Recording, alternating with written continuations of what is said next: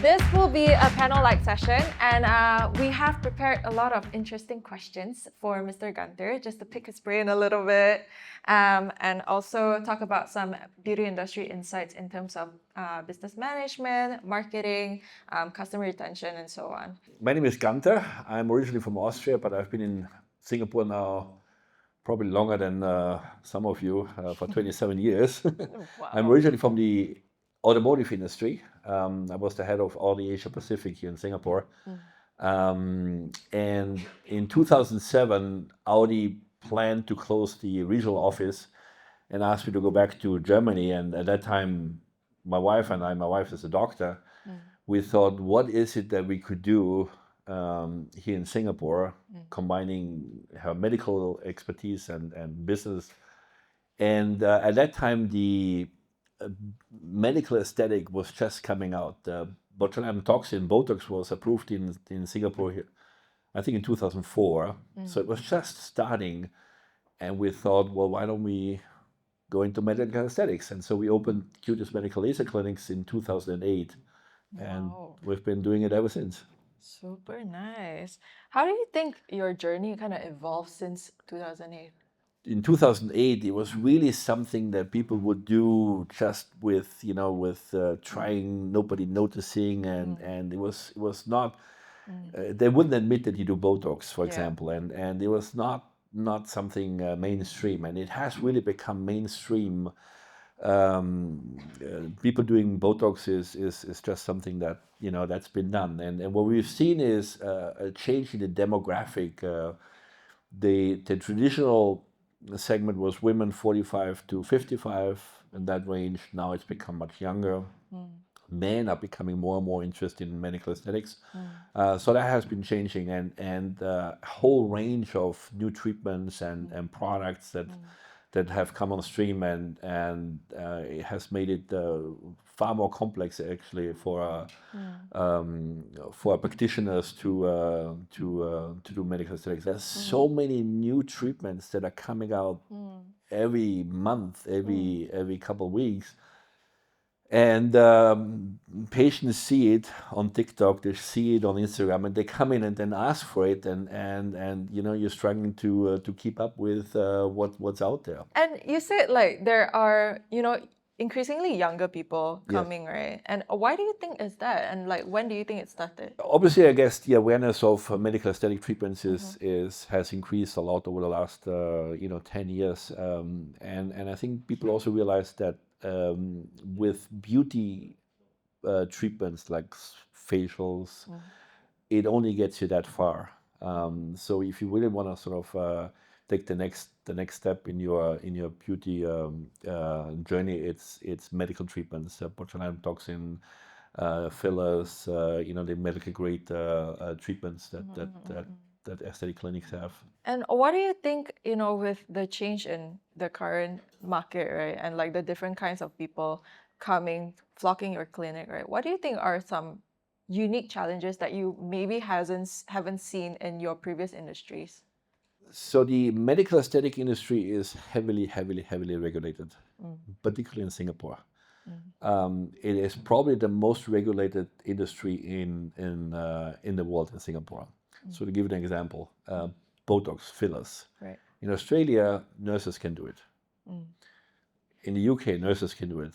In America, nurses can do it. Here, you need to be a doctor. Laser, nurses can do it in Australia, in the US, in the UK. Here, only doctors. So it is very restricted in terms of what can do which treatment, but also which treatments are allowed in this field. So, for example, a new wave that's coming out that seems very interesting. Everything that has to do with stem cells, with exosomes, that are, in my view, are not prime time ready. So if you go to one of these big conferences like AMWC in Monaco, where it's probably the largest medical aesthetic conference in the world, where about 15,000 doctors come together and share the latest what's going on, exosome is there. But the common theme is it's not ready for prime time. We know sometimes it works. We're not quite sure why it works. Right. And so if you're not really confident on why things work, is it worth the risk? absolutely a no-go here in Singapore. In Malaysia, in Thailand, off you go. Stem cell, intravenous, all sorts of stuff. So a lot of the patients that we have, not so much we have, well, because our patient pool is a bit different. We have probably 80% expatriates. But from other clinics, when I talk to them, their patients are saying, well, if you don't do that, I go to JB, I go to KL, I go to Bangkok. And so that is that's a bit of an issue for us here, because the market is not stopping just because you're not allowed to do it. People are going somewhere else, and that has an impact. How does that affect your marketing? It makes it almost impossible to do marketing. There's a guideline from the Minister of Health that is, I think, 60 to 70 pages on what you can do and what you cannot do. More it's what you cannot do. They have a list of about 80 words that you cannot use. That's crazy. You cannot say the latest, the newest, the best, golden standard. Anything superlative is not allowed. So these are some of the things that you can't do. So what are some things that Cutis has already done, and you feel like it's the most successful in terms of marketing? Well, currently we do sort of all the traditional things that, all the socials on Facebook and TikTok, and we create a video a day that we put on our YouTube and and all sorts of stuff. I mean, we do all that. In the earlier days, what we had done a lot, we had done things like this with different clubs, the American Club, the Tanglin Club, we had high teas, and we still have patients from that, 12 years ago. So that worked quite well, because it was sort of like people not willing to go to a clinic, but if the doctor comes, does a presentation, it's easy afterwards to go up and say and ask her questions and feel comfortable, and I come and so the personal things worked very well for us. And what really is helpful currently are the referrals. The referral system that we now have with the IBA system is really helpful, because it's easy to send a link to a friend and get them started on a journey. Right. And we track that quite closely, that the referrals that we're getting in, and that's getting more and more. And obviously we are, direct mails and direct messages to our patients, we sort of hint that as a referral, and both the referee and the referral, or whatever it's called, get 50 points, and that kind of thing. And so that's a real powerful solution for us. Right. How do you balance acquiring customers versus retaining your clients? My retaining clients is really that there are two big aspects of it. One is the outcome, meaning that when a doctor does a treatment, a Botox, a filler, that has to be 100%. And that's probably one of the most difficult aspects of this type of medicine, and it's still medicine, that there's no objective measure. So when you go to a cardiologist, for example, do a blood test, these are the numbers, and then they give you a medication to get them in line. And they look at cholesterol, they look at all sorts of stuff. In our industry, there's no such thing. It is the patient. You as a doctor might think, wow, did a great job with the filler. Patient comes in and says, I hate it. And it's very difficult. So patient outcome is crucial. And the other thing is the patient experience.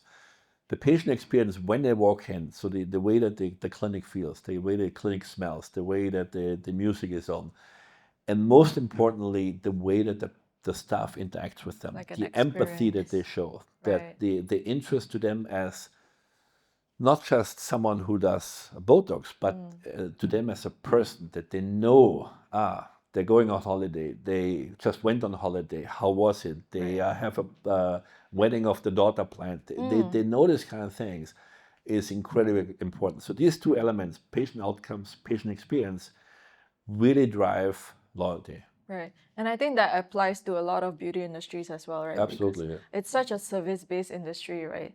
And a lot of time there is this thing called, practitioner dependence, right? Yes. So for a lot of, clinics that I know, especially if they are having, having in-house therapists or in-house practitioners, and once they leave, like it's making it super hard for the business to That's one retain of the clients. that's absolutely true. I mean, we have 3 doctors, for example. My wife is the senior doctor.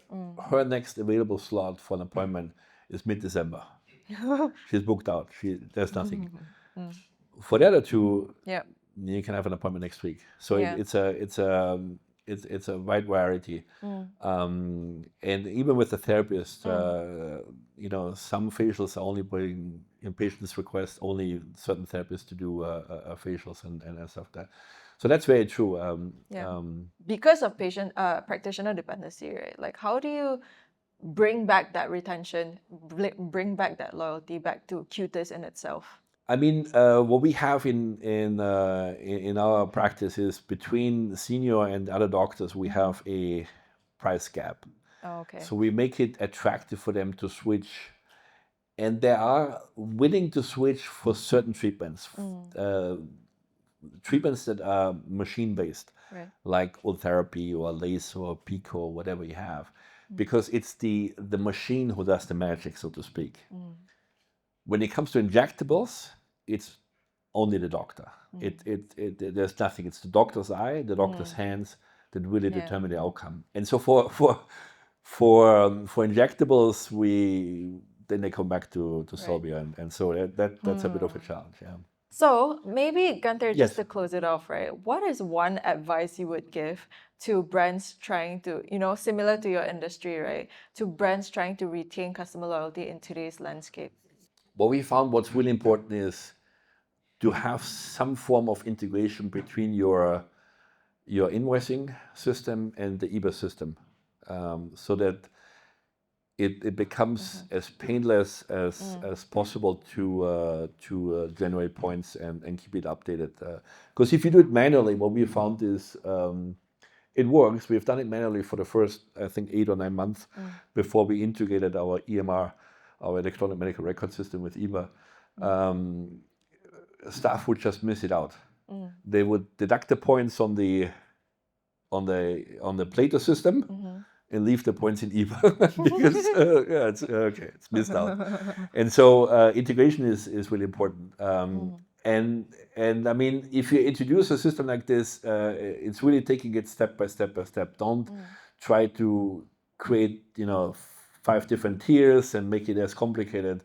Just build it slowly and give your staff a chance that they know how to handle the system, and they can explain it to the patient, and they can explain it to basically patients, and make it easy. And then you sort of add layers and layers and layers. Yeah, so I think that's really important. Yeah. That's great, honestly. That's really great advice. Well, thank you so much, Gunther, for Thank joining us you. today. It was great. Super Had a good blast. insights. Thank you so Thank much. you.